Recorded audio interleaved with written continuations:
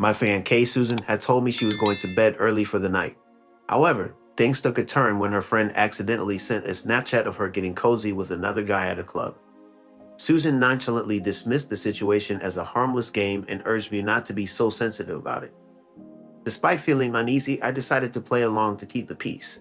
The next morning, to my shock, a group chat message went out announcing the cancellation of the wedding and exposing Susan as a cheater. Now, Susan's mother is reaching out to me. Reflecting on our relationship, I used to believe that Susan was the love of my life. We had been together for 4 years, engaged for 6 months, and I was confident that she was the one for me. I wasn't oblivious to Susan's outgoing and flirtatious nature or her love for being the center of attention. Yet, I trusted her wholeheartedly. Susan was the kind of person who could light up a room, bring joy to others, and always be the life of the party. It was one of the things I admired about her. While I knew she enjoyed attention from other men, she always reassured me, saying, I'd never actually cheat on you, babe. I love you. And I believed her until that fateful night that shattered my trust.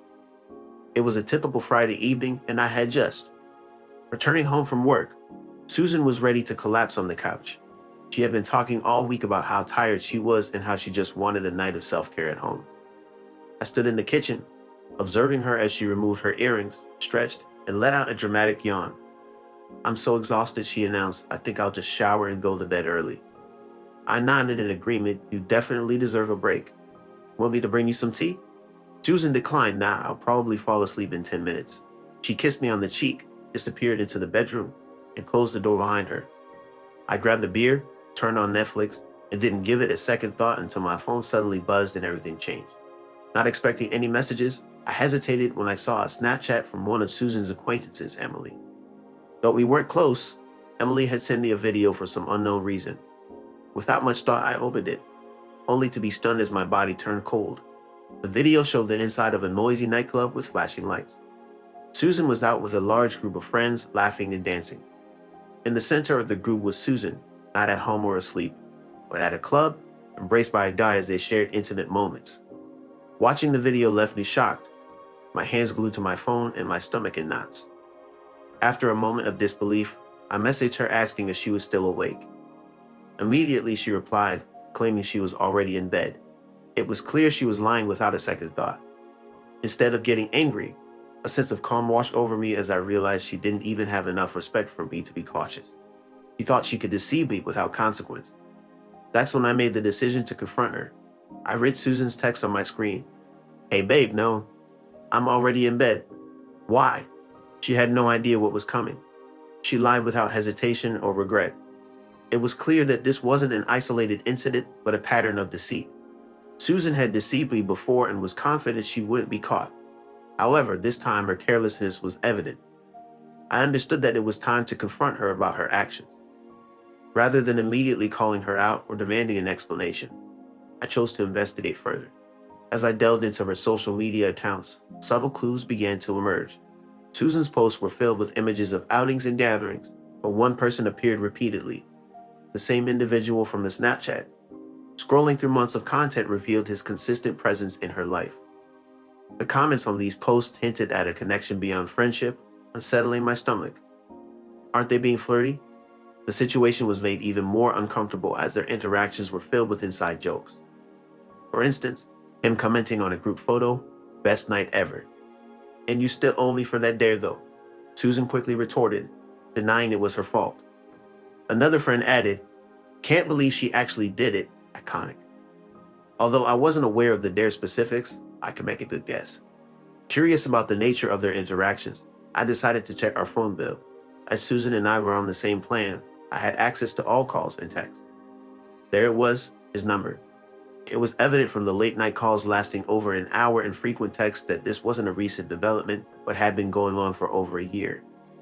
This was more than just a casual relationship or a mistake made in a moment of weakness. Susan had been keeping this from me for a long time, and there were no prior slips. The next morning I awoke early, having barely slept.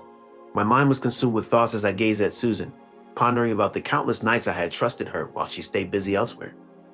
Now I had to face her without letting on that I already knew the truth. She woke up, stretching and smiling, greeting me with a simple morning, babe. I suppressed the anger that welled up inside me. Did you sleep well? I inquired. She nodded sleepily, rubbing her eyes. Yeah, I knocked out right away, she replied. I gazed at her, knowing she was oblivious to the fact that I was aware of everything. Nonchalantly, I picked up my phone, scrolled through for a moment, and then casually mentioned, Weren't you supposed to stay in last night? Her expression remained unchanged as she responded, Yes, I did. I just went to bed early. Without missing a beat, she showed no signs of hesitation or guilt. I displayed the incriminating Snapchat on my screen, causing Susan's face to briefly pale with genuine fear before she quickly regained her composure. She chuckled lightly, dismissing my concern as she rolled her eyes. Oh, you're overreacting, she said. I simply stared at her incredulously. Overreacting? It was all just a game to her. We're playing dares, Rob. It was all in good fun, nothing serious, she explained. My blood boiled at her casual attitude. A game? So deceiving me was part of the fun too. I demanded through clenched teeth. She sighed, massaging her temples. You're blowing this out of proportion. I didn't do anything wrong. We're just enjoying ourselves, she insisted. I was utterly repulsed and unable to find words to respond. He didn't even express remorse.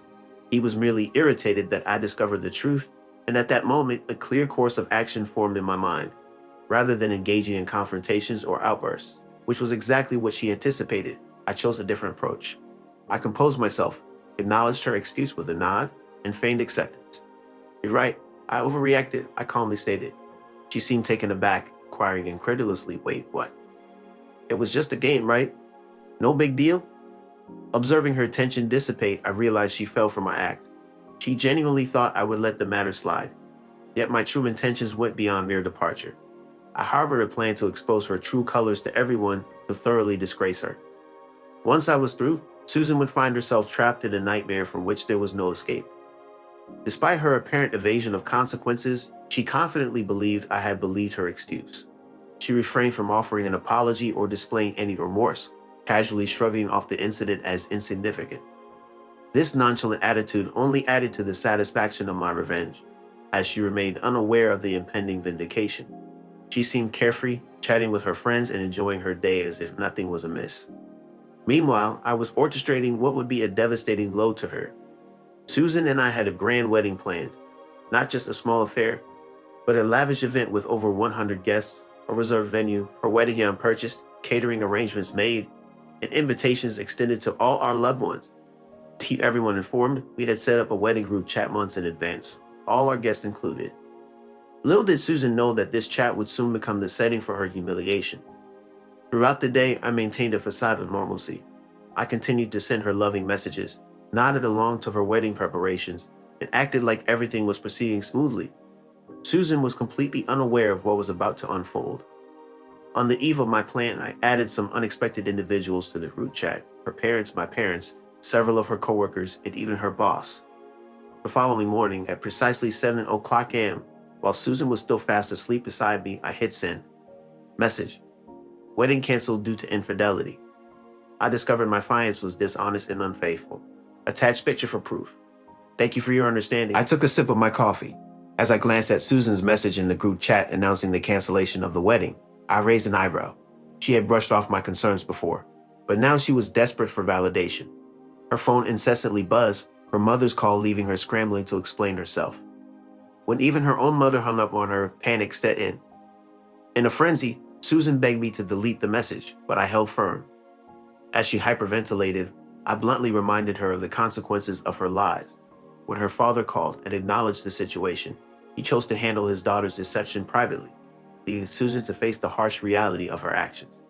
She crumbled onto the bed, knowing her life had changed irreversibly. Susan sat on the bed, her face drained of color as she held the buzzing phone in her hands. There were no tears, no screams, just a haunting stillness that reflected the shattered reality she faced. It was a moment of realization for her, an understanding that the damage done was irreversible, and she was the one responsible for it. I rose from my seat, suggesting gently to Susan, who sat there motionless, that she should probably start addressing those incessant calls. With a visible gulp, she hesitated before tapping on a voicemail from her mother, the tension palpable in the room. As her mother's voice echoed through the speaker, its piercing tone seemed capable of breaking glass. The tone was one of disappointment and disbelief, questioning Susan's actions that had led to the cancellation of her wedding with Robert. The weight of her mother's words hung heavily in the air, highlighting the magnitude of the situation Susan had found herself in. Unable to muster a response, Susan held onto her phone tightly, her silence speaking volumes. The news spread rapidly through the group chat, signaling the start of what was undoubtedly going to be a turbulent period. As I reached for my own phone to check the notifications, the unfolding events only hinted at the storm that Susan was about to weather. I received numerous texts from half of our mutual friends after my phone rang once more. Their reactions varied from shock to disgust, with some admitting they already knew but were afraid to inform me.